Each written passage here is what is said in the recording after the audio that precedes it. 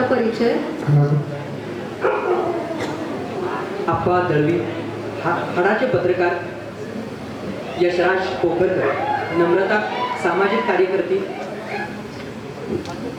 तन्वी हगवणी, अविनाश महाराष्ट्रातील तरुण तुषार पाटील, साहेबराव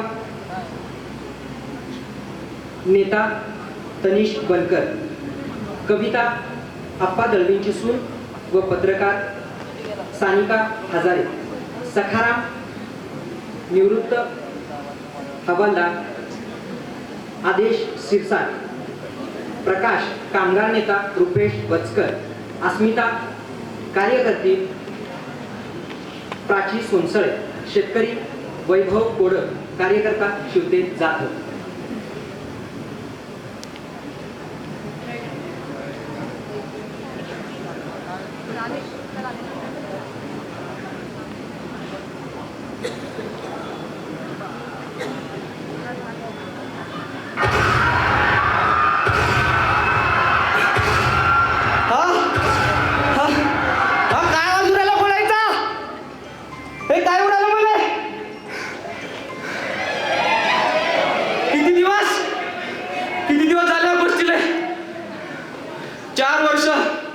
चार वर्ष झाले.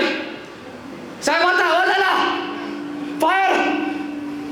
आणि म्या गोळी चालवली त्या फ्लोरा फाउंटनवरच्या निष्पाप लोकांवर, ज्यात 107 लोकांना आपला जीव गमावला.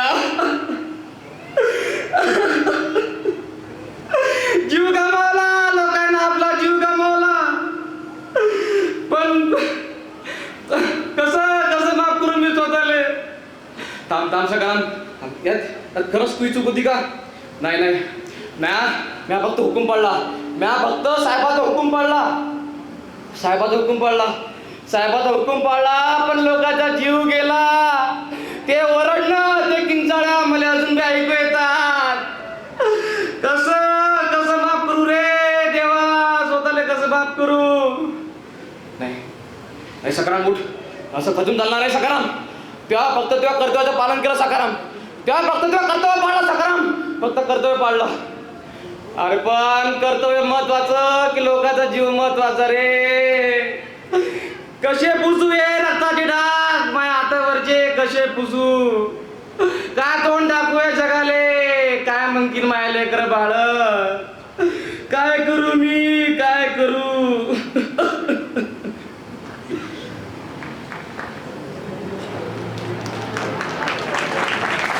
ज्या हातांनी संरक्षण करायचं त्याच हातांनी गुन्हा केला तर 4 वर्षांचा मूक शोषितपणा आणि एका रात्रीत फुटलेला सत्याचा टाहू. तर रंगदेवता आणि नाट्य रसिकांना विनम्र अभिवादन करून आम्ही अविरत बॅचचे विद्यार्थी सादर करीत आहोत अन्यायाविरुद्ध पेटून उठलेली एकांकिका लाल शाही.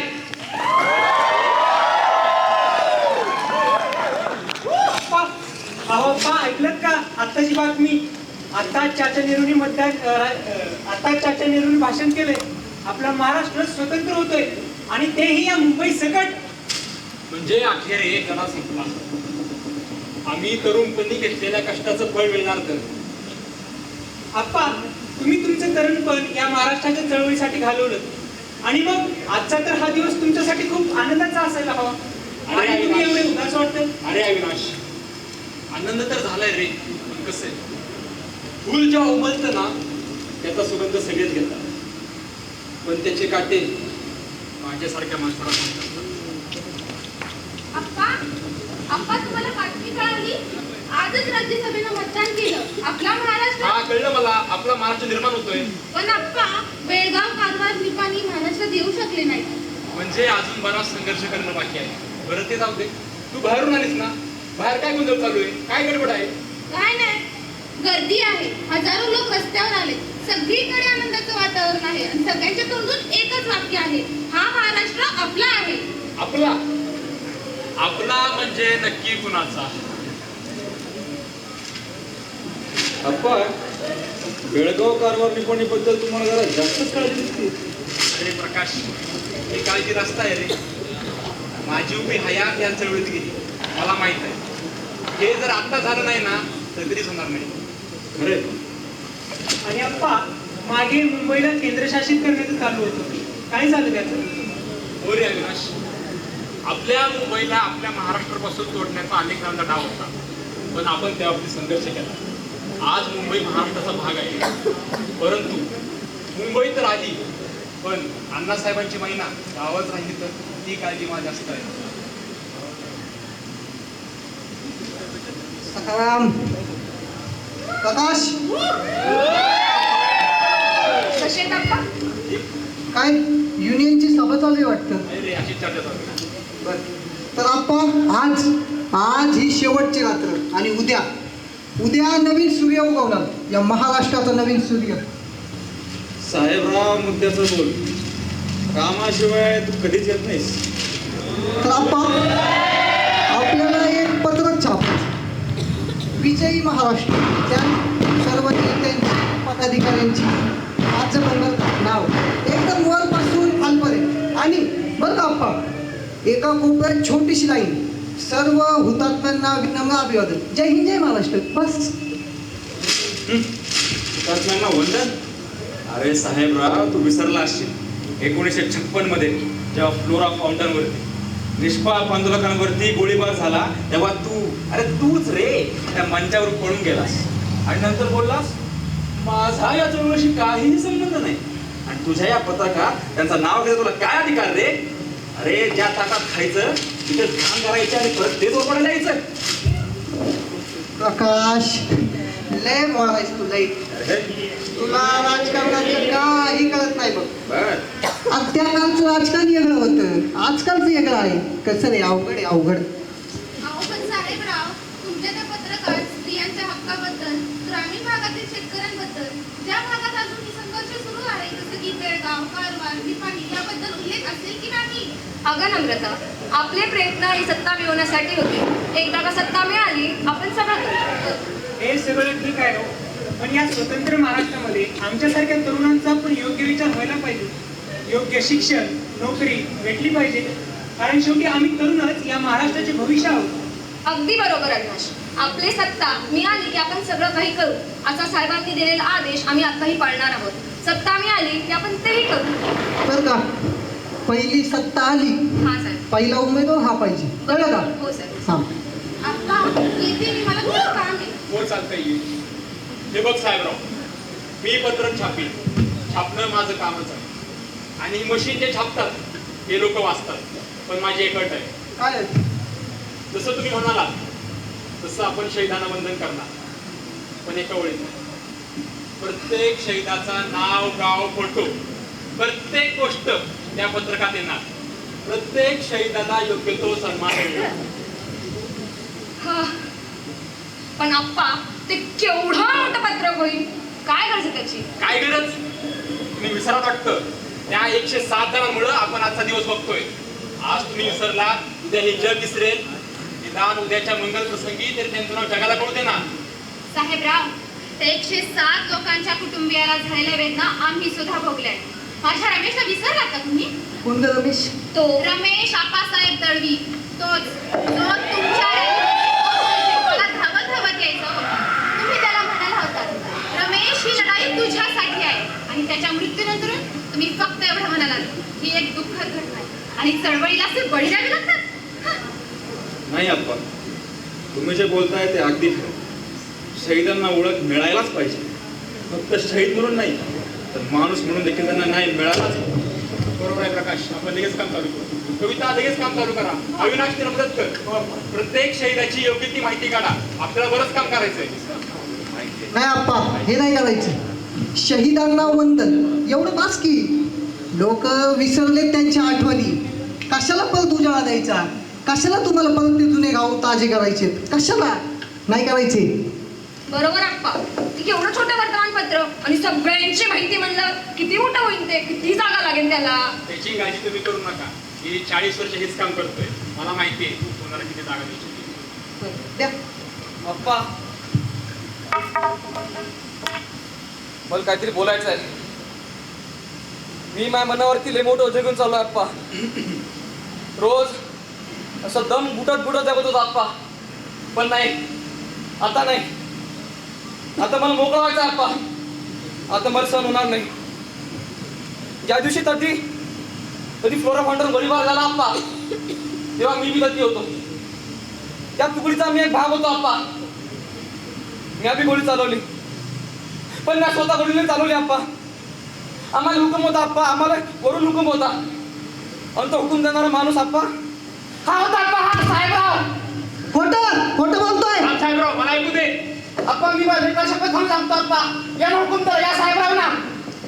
सगळ्यांना काय बोलतोस तू? साहेबराव असं करू शकत नाही सगळ्यांना. अप्पा तुम्ही विश्वास करू नका अप्पा. थांबा. काय झालं तुमचं? तुमच्यासारख्या गद्दारामुळे 107 लोकांना शहीद व्हावं लागलंय. माझ्यासारख्या कित्येक स्त्रियांचं कुंकू पुसलं गेलं. माझ्या नावी नसलं खरं जो करायच्या आधीच त्या लोकांच्या बापाचा आधार गमावा लागला. अरे माणूस आहेस की राक्षस?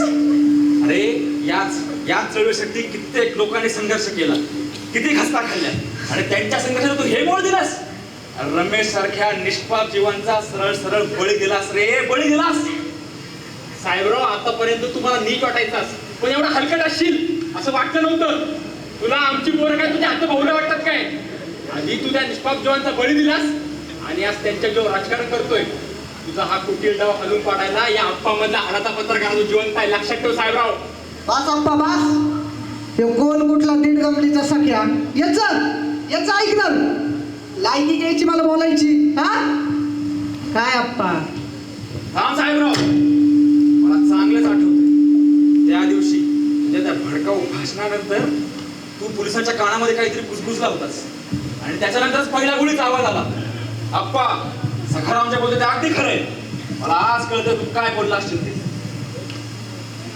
प्रकाश, तू किती पण बोंबल, पार त्या बेबीच्या देठापासून जरी बोंबल नसणार तरी कोण ऐकत नसतंय बघ तुझं. हा जो शहाणपणा आणि जे हातवारे तिकडे कामगारांकडे, माझ्याकडे नाही, कळलं का? आमप्रकाश, या साहेबराव सारखा गेंड्याच्या कातड्याचा माणूस हे कधीच मान्य करणार नाही. याच्यासाठी माझ्याकडे एक पुरावा आहे. कविता आणू का फलक? साहेबराव बघा फलक. हा तोच फलक आहे जो त्या दिवशी रमेशच्या हातात होता. याच्यावरचे रक्ताचे डाग दुसरे तिसरे कोणाचे नसून रमेशच्या रक्ताचे आहेत. साहेबराव सांगा फलकाकडे बघून तू कुणा केलास म्हणून ते. बास अप्पा बास. लय ऐकून घेतलं. माझ्यासारख्या प्रतिष्ठित निष्ठावंत माणसं असले गाणे आरोप कधी सहन करून घेणार नाही. अरे तुमच्यासारखे 56 पत्रकार खिशात घालून येतो मी, खिशात. कळलं का? काय लिहायचं दिल्या आणि काय बोलायचं ते बोलता. बघतो कोण काय करतंय. साहेबराव, हा डाग तर धुवून गेलो, पण उद्याच्या अंकाचे छापून येईल ना, ते तुमच्या 7 पिढ्यांना पण पुसता येणार नाहीये. हे मला नाही केलं अप्पा. आज ही शेवटची रात्र. बघतोस तुझी प्रेस आणि तू कसं राहतो ते. साहेबराव उद्याचा सूर्य उगवायच्या आत या लाल शाहीचा गळा सत्तेच्या जोरावर घोटीन, सत्तेच्या. कळलं का? आवाज खाली साहेबराव. लोक शरीराला पुजतात पण घाबरतात मात्र सत्तेला. काय सत्तेला? बघून घेतो तुमच्याकडं. कळलं का? हे चल ना, चल.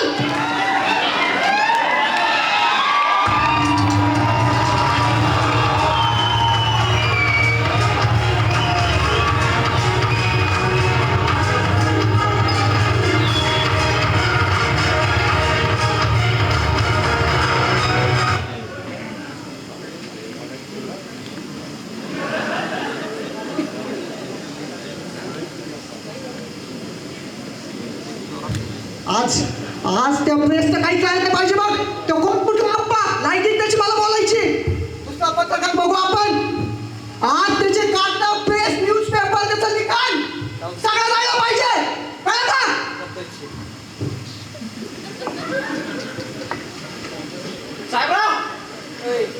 साहेबराव मला वाटलंच तोच ते गर्दी करशील म्हणून, पण एक लक्षात ठेव साहेबराव, जोपर्यंत या सकारांच्या जीवात जीव आहे ना, या प्रेसला तू हात नाही लावू शकत साहेबराव.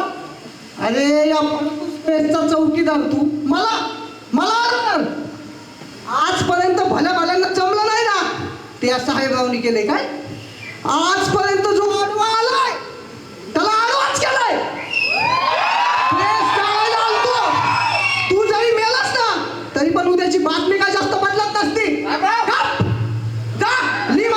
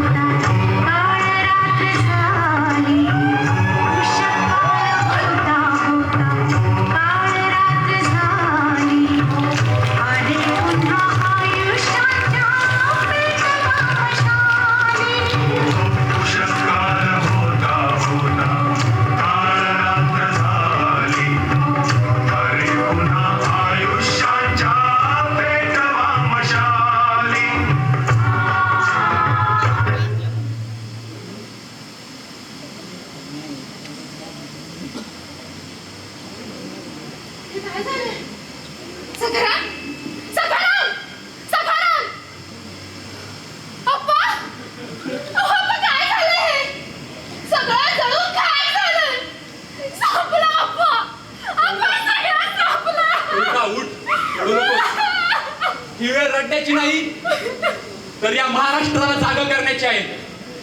या साहेबराव सारखी वृत्ती काल पण होती, आज पण आहे आणि उद्या पण असणारच।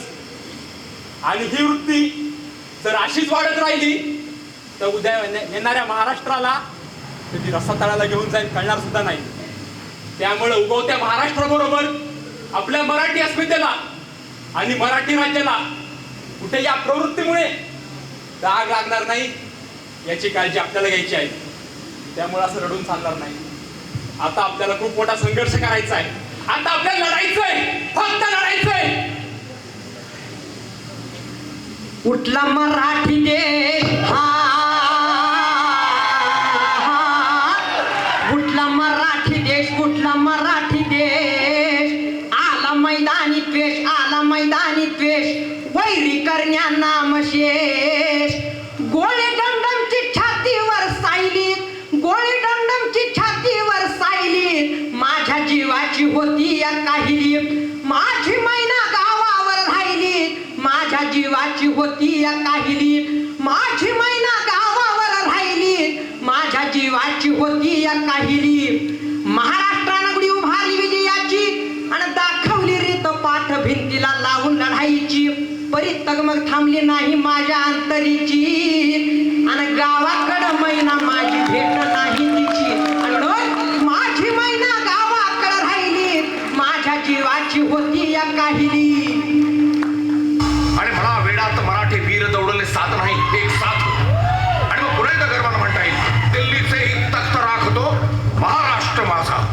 आई भवानीने 400 वर्षापूर्वी आमच्या हाती सोपवलेली जबाबदारी आम्ही तुमच्यावर सोपवित आहोत। खेळण्याआधी हाती 12 हत्तींचं बळ आणा, छातीचा कोट करा आणि म्हणा हर हर महादेव।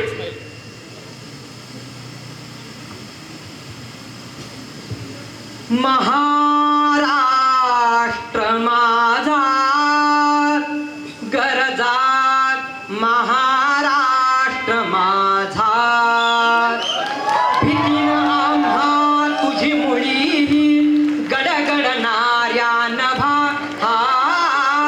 आसमानीच्या सुलतानीला जबाब देती जिभा, सह्याद्रीचा सिंह गर्जतो, सिंह गर्जतो, शिवशंभू राजा, दरी दरीतून नाद गुंजला महाराष्ट्र माझा।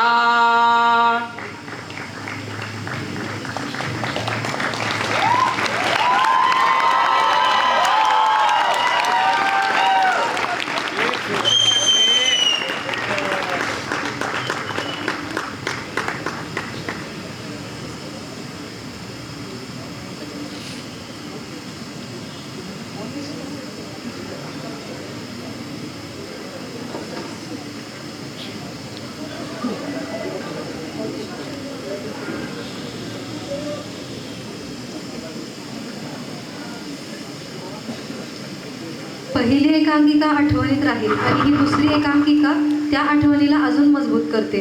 आजची ही एकांकिका फक्त इतिहास सांगणारी नव्हती, तर त्या काळात जगलेल्या महाराष्ट्र माणसांच्या भावना आणि संघर्ष जिवंत करणारी होती।